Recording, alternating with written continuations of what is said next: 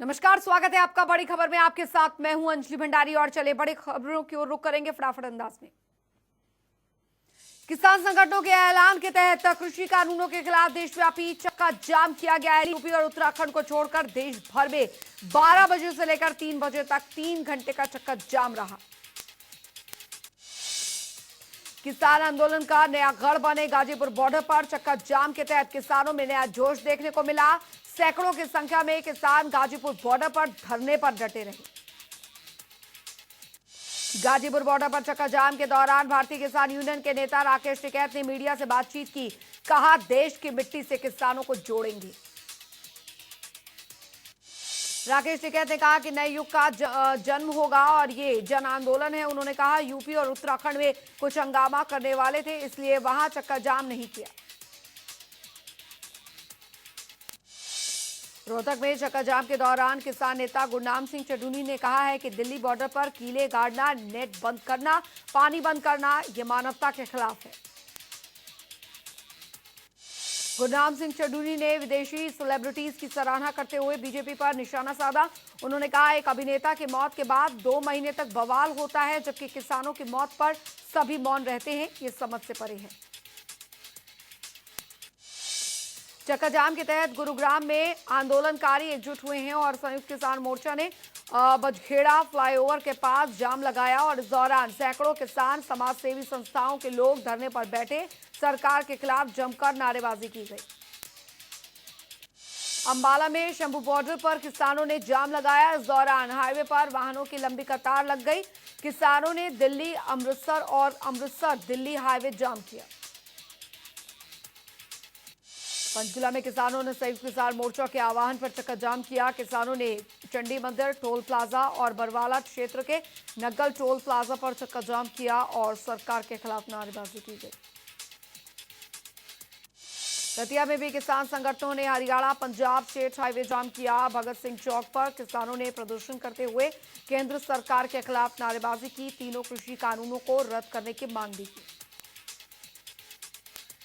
फतेहाबाद में किसानों ने नेशनल हाईवे 9 पर जाम लगाया। सिरसा दिल्ली हाईवे को दोनों तरफ से जाम किया गया। मौके पर सैकड़ों की संख्या में किसान रोड पर बैठे और जमकर नारेबाजी की गई। फतेहाबाद के जाखल में भी प्रदर्शन में भारी संख्या में महिलाओं ने हिस्सा लिया और साथ ही संयुक्त किसान मोर्चा के आह्वान पर किसान संघर्ष समिति ब्लॉक जाखल के किसानों ने जाखल खंडेल चौक पर जाम लगाया। प्रदर्शनकारी हाथों में पगड़ी संभाल जट्टा के झंडे लिए नजर आए। बता दें आपको, वहीं जाखल में चक्का जाम के बीच एक एम्बुलेंस को जगह दी गई और एम्बुलेंस के आते ही गाड़ियों को हटा दिया गया। साथ ही इस दौरान एक बारात को भी जगह दी गई। चरखी दादरी में खापों के साथ मिलकर किसानों ने दादरी क्षेत्र में चक्का जाम किया। संगवान फोगाट खापों के आह्वान पर कई स्थानों पर रोड जाम किए गए। मौके पर भारी पुलिस बल की तैनाती की गई। यमुनानगर जिले में किसानों ने 7 जगहों पर चक्का जाम लगाया। वहीं पुलिस ने चक्का जाम के मद्देनजर 22 जगहों पर नाका लगाकर रूट को डाइवर्ट किया। महम के निदाना गांव में किसानों ने चक्का जाम किया और महम लाखन माजरा रोड पर जाम लगाया। मदीना रोड पर किसानों का जमावड़ा भी देखने को मिला। उधर जींद में नेशनल टोल प्लाजा पर दरअसल किसानों ने चक्का जाम किया। इस दौरान किसानों ने हाथ जोड़कर अनोखे अंदाज में प्रदर्शन किया और तीनों कृषि कानूनों को वापस लेने की मांग भी की। उधर जींद के निर्वाणा में बद्दोवाल टोल प्लाजा पर चक्का जाम किया गया और कई गांव के लोगों ने कृषि कानूनों के खिलाफ विरोध यहां पर दर्ज कराया। मौके पर पुलिस प्रशासन पूरी तरह से मुस्तैद नजर आया। कृषि कानूनों के खिलाफ हरियाणा के कैथल में चक्का जाम करने के लिए महिलाओं ने प्रदर्शन किया। तितराम बाईपास से पहले सैकड़ों की संख्या में महिलाएं और किसान एकजुट हुए। सरकार के खिलाफ जमकर नारेबाजी की गई। वहीं कैथल के पुंडरी जींद रोड पर भी लोग एकजुट हुए और भाई गांव के लोगों ने सड़क पर ट्रैक्टर खड़ा कर विरोध दर्ज करवाया। भिवानी में चक्का जाम के दौरान करीब 30 बसें प्रभावित हुई, जिसमें से रोडवेज को करीब 3.5 लाख के नुकसान का अंदेशा है। दरअसल भिवानी से रोहतक, दिल्ली, हिसार, पानीपत, सोनीपत जाने वाली बसें रद्द करनी पड़ी। किसान आंदोलन को अपना समर्थन देने के लिए राजनीतिक दलों समेत अन्य संस्थाओं की ओर से चंडीगढ़ के मुल्लापुर बॉर्डर पर चक्का जाम किया गया और कृषि कानूनों के विरोध में नारेबाजी की गई। पानीपत में किसानों की ओर से चक्का जाम के ऐलान के बाद पानीपत टोल प्लाजा पर किसान इकट्ठा हुए और नेशनल हाईवे जीटी रोड को जाम किया गया। इस दौरान किसानों के समर्थन में सैकड़ों महिलाएं चक्का जाम में शामिल हुई। किसान संगठनों की अपील के बाद पलवल में भी स्थानीय किसानों ने नेशनल हाईवे जाम किया। वहीं चक्का जाम को देखते हुए पुलिस को रूट डाइवर्ट तक करना पड़ा।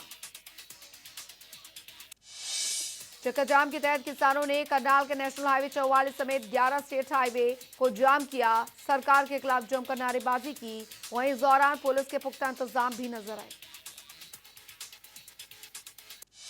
चक्का जाम को लेकर राजस्थान और हरियाणा की सीमा शाहजहांपुर बॉर्डर पर प्रदर्शन किया गया। प्रदर्शनकारियों ने सीमा के पास राष्ट्रीय राजमार्ग को बंद कर दिया। तेलंगाना के हैदराबाद के बाहरी इलाके में चक्का जाम किया गया। हालांकि राजमार्ग पर आंदोलन कर रहे प्रदर्शनकारियों को पुलिस ने हटा दिया। पंजाबी जगहों पर चक्का जाम किया गया। अमृतसर और मोहाली में किसानों की प्रदर्शन करते हुए तस्वीरें सामने आई, जहां पर किसान सड़कों पर धरना देते दिखाई दिए। चक्का जाम का असर जम्मू में भी देखने को मिला। किसान संगठनों ने जम्मू पठानकोट हाईवे पर प्रदर्शन किया। केंद्र सरकार से तीनों कानूनों को वापस लेने की मांग की। किसान संगठनों के मना करने के बावजूद दिल्ली में चक्का जाम का असर भी देखने को मिला। दरअसल कुछ राजनीतिक दलों ने दिल्ली में चक्का जाम करने की कोशिश की। हालांकि इस दौरान कई लोगों को हिरासत में लिया गया। 26 जनवरी को ट्रैक्टर रैली के दौरान हुई हिंसा को देखते हुए दिल्ली पुलिस ने बॉर्डर पर सुरक्षा के पर्याप्त इंतजाम किए, ताकि प्रदर्शन की आड़ में शरारती तत्व राष्ट्रीय राजधानी में फिर न घुस पाए। चक्का जाम के चलते दिल्ली के सभी बॉर्डर्स पर सुरक्षा व्यवस्था बेहद कड़ी कर दी गई। सुरक्षा चाक चौबंद करने के क्रम में अतिरिक्त सेना की तैनाती की गई। दिल्ली के आईटीओ इलाके में भारी पुलिस बल की तैनाती की गई। मौके पर बैरिकेडिंग्स के अलावा फेंसिंग और कटीले तार भी लगाए गए। बता दें कि 26 जनवरी को हिंसा की शुरुआत आईटीओ से हुई थी। 50,000 से ज्यादा सुरक्षा कर्मियों को दिल्ली की सुरक्षा में तैनात किया गया है। इनमें Delhi police, reserve police forces और पैरामिलिट्री फोर्सेस के जवानों की बॉर्डर समेत विभिन्न संवेदनशील इलाकों में तैनाती की गई। दिल्ली पुलिस ने बॉर्डर पर कई लेयर्स की बैरिकेडिंग की और साथ ही कीलें भी लगाई गई हैं। पुलिस के साथ ही कई जगह कटीले तार भी लगाए गए। चक्का जाम के मद्देनजर पुलिस पूरी तरह से मुस्तैद रही। गाजियाबाद में लोनी बॉर्डर पर ड्रोन से निगरानी रखी गई, ताकि कोई भी अप्रिय घटना ना हो। कृषि कानून के खिलाफ किसानों का आंदोलन 73वें दिन भी जारी है। आपको बता दें कि किसानों की मांग है सरकार तीनों कृषि कानूनों को रद्द करे, एमपी पर कानून बनाए।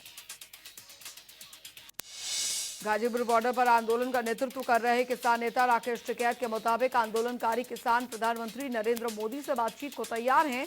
उन्होंने कहा कि वो पीएम मोदी के न्योते का इंतजार कर रहे हैं। पीएम मोदी ने पिछले दिनों सर्वदलीय बैठक में कहा था कि उनकी सरकार किसानों से बातचीत से बस एक फोन कॉल दूर पर है। इस पर राकेश टिकैत ने कहा पीएम मोदी अपना नंबर उन्हें दे दें ताकि वो फोन कर सकें। किसान आंदोलन को लेकर राहुल गांधी ने एक बार फिर से सरकार पर हमला बोला है। ट्वीट कर राहुल ने लिखा है कि अन्नदाता का शांतिपूर्ण सत्याग्रह देश हित में है। ये 3 कानून सिर्फ किसान मजदूर के लिए ही नहीं बल्कि जनता और देश के लिए भी घातक है। कांग्रेस महासचिव प्रियंका गांधी वाड्रा ने पुलिस बैरिकेडिंग्स को लेकर एक तस्वीर शेयर की और सरकार पर निशाना साधा। प्रियंका गांधी वाड्रा ने साथ ही लिखा, डर की दीवार से क्यों डराते हो। नवजोत सिंह सिद्धू ने एक बार फिर से केंद्र सरकार पर ट्विटर वार किया है। हालांकि उन्होंने ट्वीट में किसी का नाम नहीं लिया। उन्होंने लिखा, गुरूर में इंसान को इंसान नहीं दिखता, जैसे छत पर चढ़ जाओ तो अपना ही मकान नहीं दिखता। कृषि कानूनों के खिलाफ जारी आंदोलन के बीच अब पूर्व नौकरशाहों के एक समूह ने खुला पत्र लिखा है, जिसमें उन्होंने कहा कानूनों के खिलाफ किसानों के प्रदर्शन के प्रति केंद्र सरकार का रवैया शुरुआत से ही प्रतिकूल और टकराव भरा रहा है। दिल्ली के पूर्व उपराज्यपाल नजीब जंग, जूलियो रिबेलियो और साथ ही अरुणा राय सहित 75 पूर्व नौकरशाहों के पत्र में सरकार पर सवाल उठाए गए हैं। दिल्ली हिंसा में फरार पंजाबी एक्टर दीप सिंधु दरअसल पुलिस गिरफ्त से अभी भी बाहर है। 1 लाख के इनाम की घोषणा के बावजूद पुलिस दीप सिंधु पकड़ पाने में नाकाम बनी हुई है। पुलिस के मुताबिक दीप सिंधु खुद को बचाने की चाल चल रहा है। बता दें आपको कि दीप सिंधु के कई वीडियो फेसबुक पर अपलोड किए गए हैं, जिसको लेकर पुलिस का कहना यही है। दीप को जो भी वीडियो फेसबुक पर अपलोड होती है वो दीप खुद नहीं बल्कि उसकी महिला मित्र करती है। बताया जा रहा है कि दीप सिंधु की यह महिला मित्र दरअसल भारत में बैठकर नहीं बल्कि विदेश में बैठकर इन वीडियोस को अपलोड करती है, जिसके पीछे सिंधु की चाल जांच एजेंसियों को भटकाने की है। दिल्ली पुलिस 26 जनवरी हिंसा मामले में तेजी से जांच कर रही है। पुलिस ने दंगा टूल किट बनाने वालों को गूगल और अन्य सोशल मीडिया कंपनियों से ईमेल, यूआरएल और साथ ही कुछ सोशल मीडिया अकाउंट्स की जानकारी देने को कहा है। बता दें कि जलवायु परिवर्तन कार्यकर्ता ग्रेटा थनबर्ग ने एक टूल किट ट्विटर पर साझा की थी। बता दें आपको दिल्ली पुलिस के साइबर सेल ने टूल किट के खालिस्तान समर्थक निर्माताओं के खिलाफ बृहस्पतिवार को प्राथमिकी दर्ज की थी। दरअसल पुलिस का कहना यह है कि ट्विटर पर हैशटैग और ट्वीट के जरिए ही अराजकता फैलाने की साजिश रची गई है। टूल किट में एक खंड है जिसमें कि कहा गया है कि 26 जनवरी से पहले हैशटैग के जरिए डिजिटल हमला, 23 जनवरी और उसके बाद ट्वीट के जरिए विवाद फैलाने की बात थी। पश्चिम बंगाल में विधानसभा चुनाव अब थोड़ा ही वक्त बचा है और ऐसे में सभी दल जोर शोर से तैयारियों के साथ जुट गए हैं। चुनाव के मद्देनजर बीजेपी ने शनिवार को बंगाल में रथ यात्रा की शुरुआत की। बीजेपी अध्यक्ष जेपी नड्डा ने नादिया जिले से इस अभियान परिवर्तन यात्रा की शुरुआत की और इस दौरान जेपी नड्डा ने रोड शो भी निकाला। बीजेपी के परिवर्तन यात्रा राज्य के सभी 294 विधानसभा क्षेत्रों में होगी। राज्य में आगामी विधानसभा चुनाव से पहले जन समर्थन अपने पक्ष में करने के उद्देश्य से भाजपा रथ यात्रा निकाल रही है। भारत में दुनिया का सबसे बड़ा टीकाकरण अभियान चल रहा है। टीकाकरण के पहले चरण में पूरे देश में हेल्थ वर्कर्स को टीका लगाया गया और इसके बाद अब फ्रंटलाइन वॉरियर्स को टीका लगाया जा रहा है, जिसमें पुलिस कर्मी, सुरक्षा बलों के लोग शामिल हैं। वहीं आम लोगों को भी जल्द ही वैक्सीन लगाने की तैयारियां हैं। केंद्रीय स्वास्थ्य मंत्री डॉक्टर हर्षवर्धन ने संसद में कहा, मार्च के महीने में आम लोगों को टीका लगना शुरू हो जाएगा। इस चरण में 50 साल से ऊपर के लोगों को कोरोना का टीका लगेगा। उन्होंने कहा है कि पहले और दूसरे चरण के पूरा होने के बाद ही तीसरा चरण शुरू होगा, जिसमें 50 साल से ऊपर के सभी लोगों को टीका लगाया जाएगा। डॉक्टर हर्षवर्धन ने कहा, मार्च के दूसरे और तीसरे या फिर चौथे सप्ताह में प्रक्रिया कभी भी शुरू हो जाएगी। उधर गुजरात हाईकोर्ट के 61 साल पूरे होने पर प्रधानमंत्री नरेंद्र मोदी ने डायमंड जुबली समारोह की शुरुआत की है। वीडियो कॉन्फ्रेंसिंग के जरिए कार्यक्रम में शामिल हुए पीएम मोदी ने दरअसल गुजरात हाईकोर्ट की डायमंड जुबली के अवसर पर सभी को बधाई दी। पीएम मोदी ने कहा कि गुजरात हाईकोर्ट ने सत्य और न्याय के लिए जिस निष्ठा से काम किया, उसने भारतीय न्याय व्यवस्था, भारत के लोकतंत्र दोनों को ही मजबूत किया। कृषि कानूनों के खिलाफ किसान आंदोलन को लेकर सड़क से संसद तक हंगामा जारी है। अब ऐसे में खबर यह भी कि प्रधानमंत्री नरेंद्र मोदी सोमवार को राष्ट्रपति के अभिभाषण के धन्यवाद प्रस्ताव पर राज्यसभा को संबोधित कर सकते हैं। जानकारी के अनुसार पीएम मोदी सोमवार को 10:30 बजे राज्यसभा को संबोधित करेंगे। बता दें कि कृषि कानून को लेकर लोकसभा और राज्यसभा में लगातार हंगामा जारी है।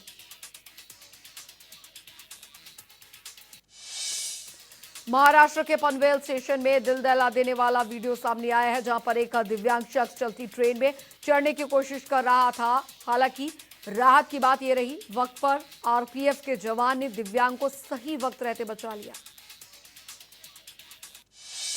आपको बता दें कि दिव्यांग चलती ट्रेन पर चढ़ने की कोशिश में फिसल गया। इतने में पास में मौजूद आरपीएफ जवान ने सतर्कता दिखाते हुए उस दिव्यांग को अपनी ओर खींच लिया। दिव्यांग की जान बच गई। फर्रुखाबाद में पांचवाल घाट गंगा तट पर लगी विकास प्रदर्शनी का सीडीओ ने फीता काट कर शुभारंभ किया। प्रदर्शनी में वन, कृषि, पंचायती राज विभाग सहित 40 विभागों के स्टॉल लगाए गए। फर्रुखाबाद में पुलिस टीम ने ज्वाइंट कमिश्नर हरिलाल प्रजापति के नेतृत्व में अवैध रूप से चल रही अवैध तंबाकू के गोदाम पर छापा मारा है, जहां से पुलिस को अवैध सामग्रियां बरामद हुई हैं। महोबा जिले में बाइक और कार की भीषण टक्कर हुई है, जिसमें 2 लोगों की मौके पर मौत हो गई है। वहीं सूचना मिलने पर पुलिस ने शवों को कब्जे में लेकर अग्रिम कार्रवाई करने में जुट गई है। फर्रुखाबाद में पुलिस ने कार्रवाई करते हुए 2 मवेशी चोरों को गिरफ्तार किया है। पुलिस ने चोरों के पास से ट्रैक्टर, ट्रॉली सहित कई जानवरों को बरामद किया। बदायूं के आरटीओ ऑफिस में तैनात कर्मचारियों ने लाइसेंस बनवाने आए एक युवक के साथ जमकर मारपीट की, जिसके बाद पीड़ित युवक ने पुलिस से न्याय की गुहार लगाई। प्रतापगढ़ में पुलिस और बदमाशों के बीच मुठभेड़ हुई है, जिसमें 3 बदमाश घायल हो गए। बदायूं के गांव में मंदिर के पुजारी की चाकू से गोदकर निर्मम हत्या कर दी गई। वहीं घटना की सूचना मिलने पर मौके पर पहुंची पुलिस ने शव को कब्जे में लेकर जांच शुरू कर दी है। बहराइच की क्राइम ब्रांच टीम और फकरपुर पुलिस ने मरोचा में 30 जनवरी को मिले अज्ञात शव का खुलासा करते हुए मृतक युवक की पत्नी और उसके 2 प्रेमियों को गिरफ्तार कर लिया है। बताया जा रहा है मृतक युवक की पत्नी नगमा प्रेम प्रसंग चल रहा था, जिसको लेकर नगमा का पति आए दिन उससे नाराज रहता था। बांदा में जमीनी विवाद को लेकर 2 पक्षों में कहासुनी हुई, जिसके बाद वाद विवाद खूनी संघर्ष में तब्दील हो गया। इस घटना में एक ही परिवार के 3 लोग घायल हो गए।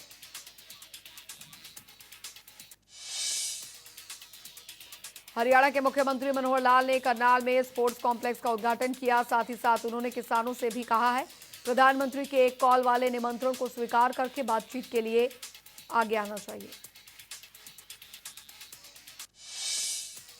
वहीं सीएम मनोहर लाल ने किसानों के चक्का जाम को लेकर बयान दिया। उन्होंने कहा किसानों का चक्का जाम शांतिपूर्वक खत्म हुआ।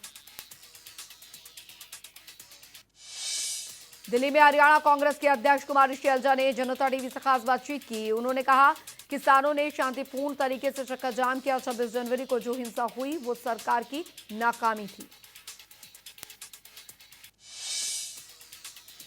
कुमारी शैलजा ने कहा कि किसान और मजदूर देश की अर्थव्यवस्था का आधार है। अगर सरकार उसकी नींव ही हिला देगी तो फिर देश कहां खड़ा होगा।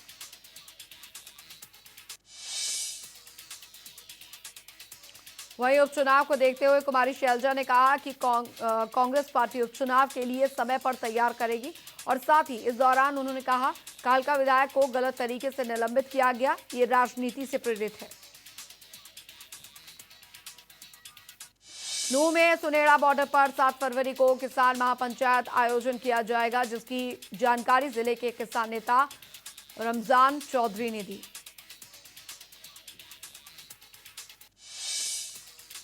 सदे आपको 7 फरवरी सुनेड़ा बॉर्डर पर होने वाली महापंचायत को भारतीय किसान यूनियन के नेता राकेश टिकैत संबोधित करेंगे। उनके अलावा महापंचायत में किसान नेता गुरनाम सिंह चंडूनी और योगेंद्र सिंह यादव के अलावा कई नेता भी शामिल होंगे।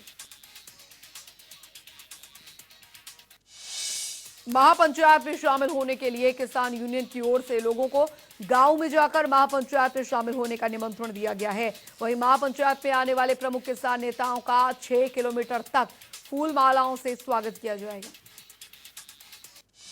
अमृतसर के सचखंड श्री हरमंदिर साहिब में शिरोमणि अकाली दल के प्रधान सुखबीर सिंह बादल, बीबी हरसिमरत कौर बादल नतमस्तक हुए। इस दौरान पत्रकारों से बातचीत करते हुए हरसिमरत कौर बादल ने सुखबीर सिंह बादल पर हुए हमले को लेकर कांग्रेसियों को जिम्मेदार ठहराया। बता दें आपको कि हरियाणा के राज्यसभा सांसद रामचंद्र जांगड़ा ने दरअसल गोहाना के गांव वजीरपुरा में स्वच्छ पेयजल योजना की शुरुआत की है। बता दें आपको इस योजना की लागत करीब 1 करोड़ 30 लाख रुपए जो है वो आई है। वहीं इस दौरान रामचंद्र जांगड़ा ने दरअसल किसान आंदोलन पर प्रतिक्रिया देते हुए कहा कि कुछ लोगों की तरफ से लोगों को गुमराह किया जा रहा है और इन तीनों कृषि कानूनों से किसानों को फायदा होगा। बंदरगढ़ में जिला मुख्यालय स्थापित करवाने की मांग को लेकर बार एसोसिएशन की ओर से वकीलों का धरना प्रदर्शन बीते 75 दिनों से जारी है। कृषि कानूनों के विरोध में कैथल बीजेपी इकाई ने 9 पदाधिकारियों ने अपने पदों से इस्तीफा दे दिया है। हरियाणा राजस्थान बॉर्डर से सटे गांव में अंधाधुंध फायरिंग का मामला सामने आया है, जहां पर मोटरसाइकिल पर सवार बदमाशों ने ताश खेल रहे युवकों पर अंधाधुंध फायरिंग की। घटना के बाद बदमाशों का एक साथी पीछे रह गया तो बदमाशों ने अपने साथी की भी गोली मारकर हत्या कर दी। वहीं घटना की सूचना मिलते ही पुलिस प्रशासन ने मौके पर पहुंचकर निरीक्षण किया। पुलिस ने फायरिंग मामले में एक आरोपी को गिरफ्तार कर लिया है। हालांकि घटना के बाद पूरे गांव में तनावपूर्ण माहौल बना हुआ है। चरखी दादरी के गांव दुधवा में 10 बाइक सवार हथियारबंद बदमाशों ने एक युवक को घर से बुलाकर गोली मार दी और उसकी हत्या कर दी और मौके से फरार हो गए। बादोगढ़ के सिद्दीपुर गांव से पुलिस ने नशीले पदार्थों की सप्लाई करने वाले अंतर्राज्यीय गिरोह के 5 सदस्यों को गिरफ्तार किया है, जिनके पास से 300 किलो गांजा समेत 2 गाड़ियों को बरामद किया गया है। गिरफ्तार हुए नशा तस्कर 300 किलो गांजे को बिहार से दिल्ली सप्लाई करने के लिए लाए थे। हालांकि पुलिस ने समय रहते हुए इन नशा तस्करों को गिरफ्तार कर लिया। सीआईए की टीम ने टोहाना के जाखल बस स्टैंड के नजदीक एक युवक को भारी मात्रा में नशीली दवाओं के साथ गिरफ्तार किया। जानकारी के मुताबिक आरोपी पैसे के लालच में नशा बेचने का काम किया करता था। पानीपत के छाजपुर कला गांव समेत कई गांवों को हरिद्वार रोड से जोड़ने के लिए एक बाईपास बनाया जा रहा है। हालांकि ग्रामीणों का कहना है बाईपास बनने के बाद उन्हें अपने खेत के लिए कई किलोमीटर तक घूमकर जाना पड़ेगा। हिमाचल प्रदेश मंत्रिमंडल में एक और बड़ा फैसला लिया गया है। यह फैसला आगामी बजट सत्र को लेकर है। आपको बता दें, सीएम जयराम ठाकुर 6 मार्च को आगामी वित्त वर्ष का बजट सदन में प्रस्तुत करेंगे। हिमाचल विधानसभा का बजट सत्र 26 फरवरी से शुरू होगा और यह बजट सत्र 20 मार्च तक चलेगा। प्रदेश में बजट सत्र के दौरान कुल 17 बैठकें होंगी। बजट सत्र में 5 और 9 मार्च को 2 दिन गैर सरकारी सदस्य दिवस होगा। बता दें आपको, जिला परिषद कुल्लू के अध्यक्ष और उपाध्यक्ष का चुनाव फिर टल गया है। कोरम पूरा न होने के चलते चुनाव टालना पड़ा।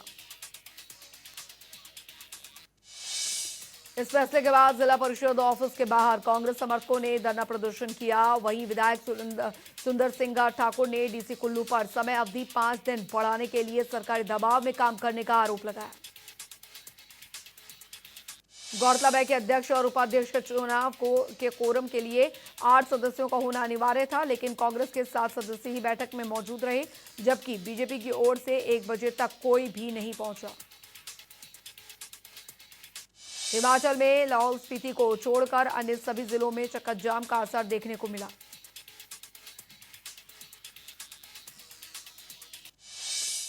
हिमाचल सहित देश के पहाड़ी क्षेत्रों में बर्फबारी जारी है। शिमला में बर्फबारी से 20 साल का रिकॉर्ड टूट गया। शिमला के अलावा सोलन, सिरमौर, किन्नौर, कुल्लू, चंबा और लाहौल स्पीति में भी हिमपात हुआ। सभी पहाड़ बर्फ के सफेद चादर से ढके नजर आए। हिमाचल में बर्फबारी से जहां पर पर्यटक और किसान खुश हैं, तो वहीं स्थानीय लोगों के लिए परेशानी खड़ी हो गई।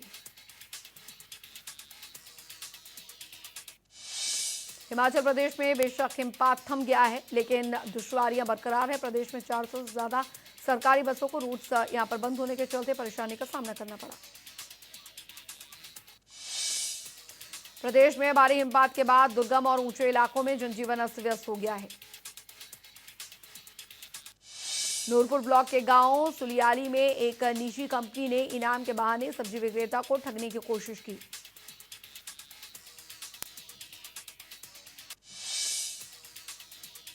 विश्व भर में कोरोना के कुल मामले 10 करोड़ 59 लाख से भी ज्यादा हो चुके हैं, जिनमें से 23 लाख से ज्यादा मरीजों की मौत हो चुकी है, तो वहीं 7 करोड़ 75 लाख से भी ज्यादा मरीज ठीक हो चुके हैं। भारत में कोरोना का ग्राफ पहले से नीचे आ चुका है। देश में कोरोना के 11,600 नए केसेस सामने आए हैं। भारत में कोरोना संक्रमितों की संख्या 1 करोड़ 8 लाख के पार पहुंच चुकी है और इनमें से 1 करोड़ 5 लाख मरीज ठीक हो चुके हैं। राजधानी दिल्ली में संक्रमितों का कुल आंकड़ा 6,35,000 को पार कर चुका है।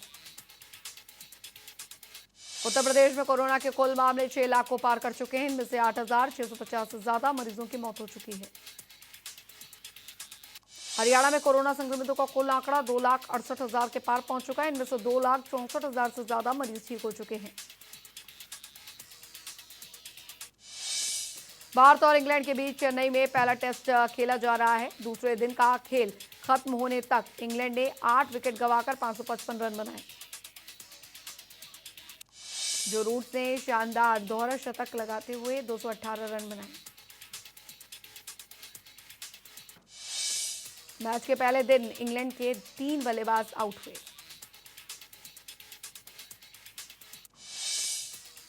चार साल बाद चेपॉक में दरअसल टेस्ट मैच खेला जा रहा है, जिसमें कि दोनों छोर पर भारतीय अंपायरों ने कमान संभाली।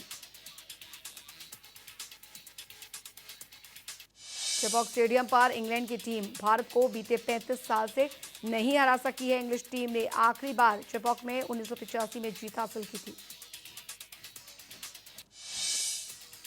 किसान आंदोलन को लेकर दरअसल संयुक्त राष्ट्र मानवाधिकार संस्था ने भी अपनी प्रतिक्रिया दी है। संयुक्त राष्ट्र के मानवाधिकार संस्था ने ट्वीट कर कहा, प्रदर्शनकारी किसानों और प्रशासन दोनों को ही अधिकतम संयम रखने की जरूरत है। भगोड़े हीरा कारोबारी नीरव मोदी शुक्रवार को अदालत में सुनवाई के दौरान लंदन की जेल से वीडियो लिंक के जरिए पेश हुआ, जहां पर अदालत ने उसकी रिमांड को 25 फरवरी तक के लिए बढ़ा दिया है। म्यांमार में तख्तापलट के बाद लोगों ने सैन्य सरकार के खिलाफ जमकर प्रदर्शन किया। नेपाल के व्यापारी चीन से बुरी तरह नाराज चल रहे हैं। दरअसल नेपाल के व्यापारियों ने ड्रैगन पर आरोप लगाया है कि चीन ने अघोषित व्यापार ब्लॉक लगा दिया है।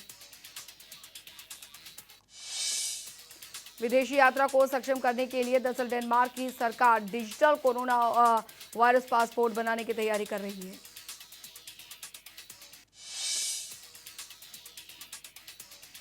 एक्टर सलमान खान ने एक इंटरव्यू के दौरान अपने फैंस को बड़ी खुशखबरी दी। आपको बताया, दरअसल सलमान ने कहा है कि इस साल मेरी 3 फिल्में रिलीज के लिए तैयार हैं। एक्टर आमिर खान अपने फिल्म कोई जाने ना को लेकर काफी सुर्खियों बटोर रहे हैं। किसान आंदोलन के समर्थन में एक्टर ऋचा चड्ढा ने एक वीडियो शेयर किया, जिसमें कि महिलाएं अपने खेतों में काम कर रही हैं। बॉलीवुड एक्ट्रेस जैकलीन किराए के मकान को छोड़कर प्रियंका चोपड़ा के पुराने घर में शिफ्ट हो गई हैं। जैकलीन ने इस नए घर को करीब 7 करोड़ रुपए में खरीदा है। एक्ट्रेस अंकिता लोखंडे ने सोशल मीडिया पर एक वीडियो शेयर किया, जिसमें अंकिता शाहरुख खान और दीपिका पादुकोण के गाने तितली पर डांस करती नजर आई।